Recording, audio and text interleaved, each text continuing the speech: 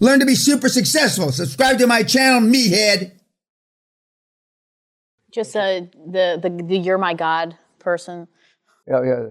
The little guy who came from Jason. Mars. He had done, and I mentioned him, $995,000 in 100% commercial debt. He did his deal. No seller finance, no giving up equity. And but Jason Nagy's on his board, and so Jason Nagy, and he didn't have to sign any notes, non-recourse. But Jason Nagy's on the fucking board, and Jason Nagy's fee, he said, you're never going to live to be exit. So I want my fee up front. So he took 5% after he did the deals, and they refinanced the deal, and he took 5% cash out, and he paid Jason.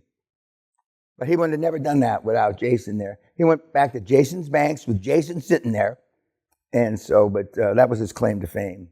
And he's the guy that said I was God. Yeah. That was funny. But he's a Middle Easterner. I don't know if he's Afghanistan or whatever he was, and still beat women, and that's. And he says it's hard to get away with that shit in Australia.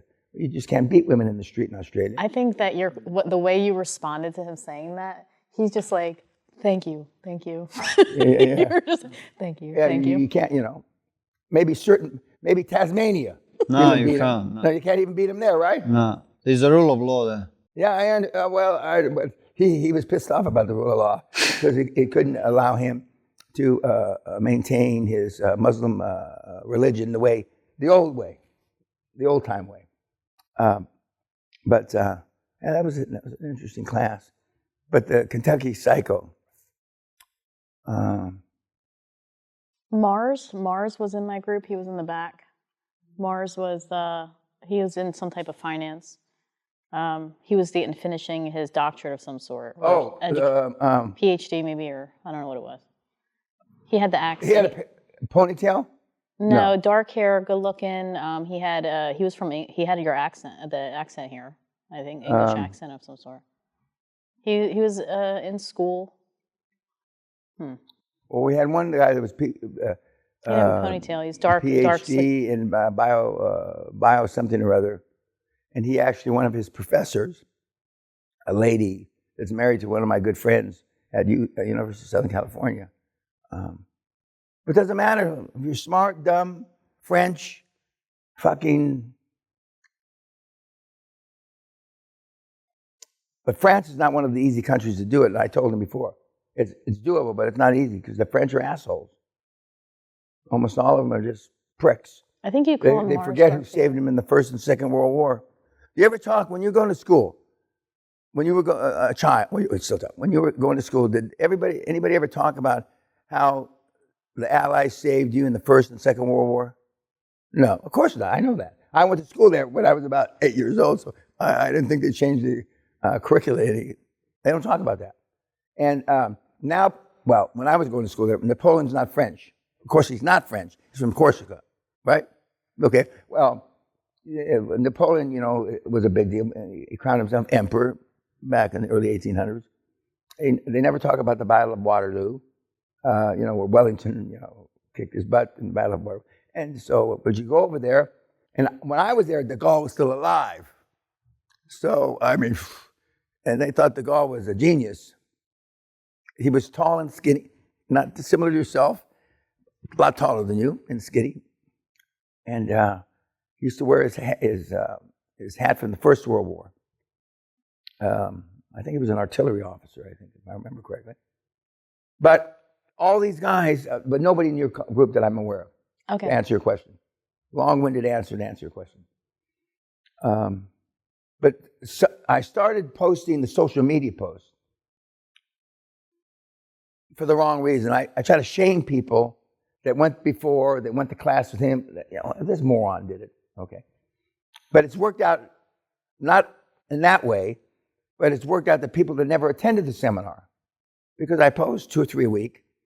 That's not because I only get 2 or 3 a week. 2 or 3 a week of guys that have done it. Normally I post just their first deals. Did you send me your first deal when you did it? I believe so. What I'd like you to do is, if you, not necessarily here, but when go home, or on the plane, summarize your deals for me. Yep. So, and so I post them to show people that it's possible. Okay. And we got kids like the two twins in the Army, the French Foreign Legion guy. But we've had 4 Foreign Legion guys come here over the years. 3 of them went back to the Foreign Legion. They're not retrainable. And the 4th guy married a very wealthy woman from South Africa. And I haven't heard from him in years. French Foreign Legion guys. But again, we've had people on active duty, Air Force active duty, Navy active duty, Army active duty, American forces, all do deals while they're on active duty. Of course, now being in the military in America is a 40-hour job. I mean, in some cases, it's only a 32-hour job or 37-hour job. And unless you're in a combat situation, you can do this all day long. We had guys cold calling people from Afghanistan. So it's they have like 2 full-time, they have a 40-hour work week job, which is their military service. And then they got a more than full-time job that they're putting 60 or plus hours in doing all the steps and doing all the crap.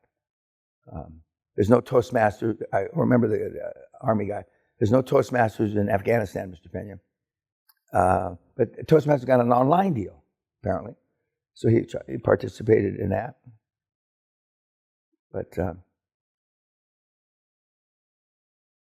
it's our mark when I was, during the break that we just came off of, when I was reading the emails from the kids. Very few, as I told you, the only emails that I got really were from Kat. It's Christmas Day, but the business world doesn't know it's Christmas Day.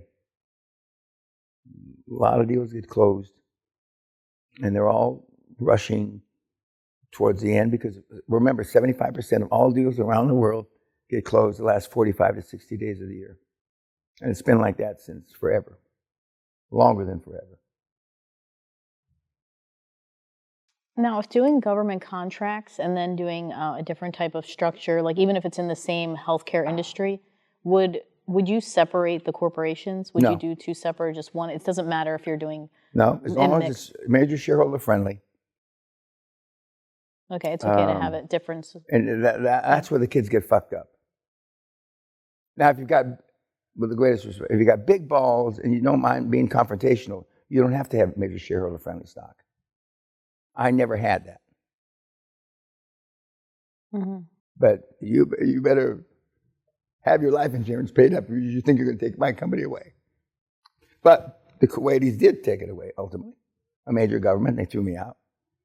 Because when the share price drops 60, 70%, somebody's got to fall on the sword. And the likely person is the CEO, which I was, chairman, which I was, and I was also the largest shareholder. So but major shareholder friendly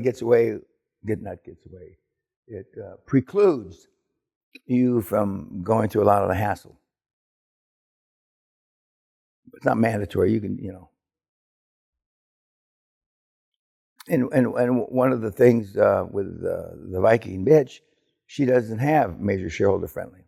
She, one of the other things she forgot from 2017, 18, and she had already had a company set up on internet for $100 or whatever it is. And so, and the only shareholders then were, I believe, her husband and herself. Now, and when she did that webinar 5-6 weeks ago for us, her husband was in surgery with his neck broken while she was there, doing the call. And we've had people do webinars while their wife's giving birth, and he's saying, push, push, honey. And he's got the cell phone like this. And of course, that wife hates me. To this day, they got 3 more kids, but hates me. Peter Harasti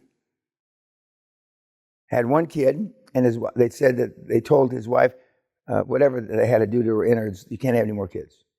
You're through, sweetheart. Hang it up. She's had 3 more kids. She hates me because you have more lead in your pencil, the guys do. And last she told me, this is 3 years ago, before Peter almost died, how'd you like to be 46 and have a kid chewing on your nipple? But she was through. I said, it's God's will. Allah's will.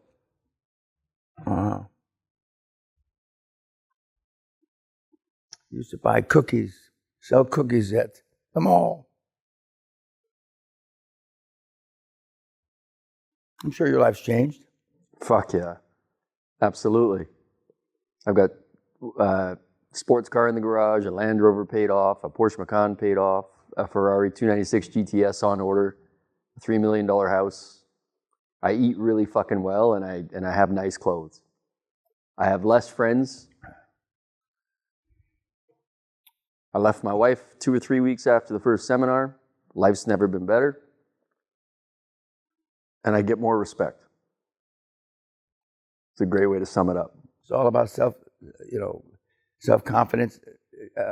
Jack Welch, the greatest CEO in the last 100 years, in my opinion, he talks about self-esteem differently. He calls it self-confidence. And when he preaches, when he was CEO for 20 years of General Electric, and I competed against him when I was at Siemens, so I know a lot about him. He was the enigma that the Siemens couldn't figure out. And fortunately for Siemens, he turned the business over to Emmelt, the moron. After a 6-year contest between 3 CEOs of major divisions of GE, Jack picked the wrong guy to leave, all 2. But he used to say, wrongfully, because he was a PhD in chemical engineering from MIT. Okay, he had about 190 IQ, but he used to say, I always don't want to be the smartest guy in the room, and I want to be the least knowledgeable. Well, he was just the opposite. And when I was out there, I went to a school you got to explain about. And so I was always the most briefed. I know more about the things that we were buying after we started buying, but when I started, I didn't know anything. And though the sellers that are motivated, I like blood coming out of them, and I like them dying right there. I don't like to go through all the shit. And so I looked for them, and you found them. And I know it sounds awful, but I went to funerals. Where else did you go? Other than I went to funerals, I went to weddings, because a lot of times people would be cut out, the bastard son or the whoever. I also got laid a lot at weddings. Maybe the one young lady could figure out why girls are more likely to fuck some stranger at a wedding. I didn't get fucked at any funerals. No funerals. I got fucked at plenty of weddings, though. Not without trying, though. Hey? Yeah. Well, I tried. Absolutely. There's a movie about that. Huh? There's a movie about that. Wedding Crashers. Yeah.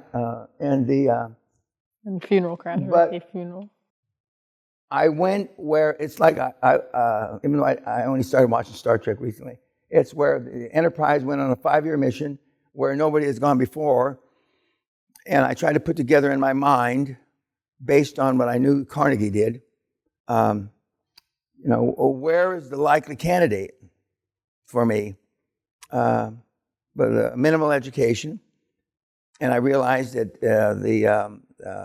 that's when I went after the Secretary Treasurer, kind of like your guy,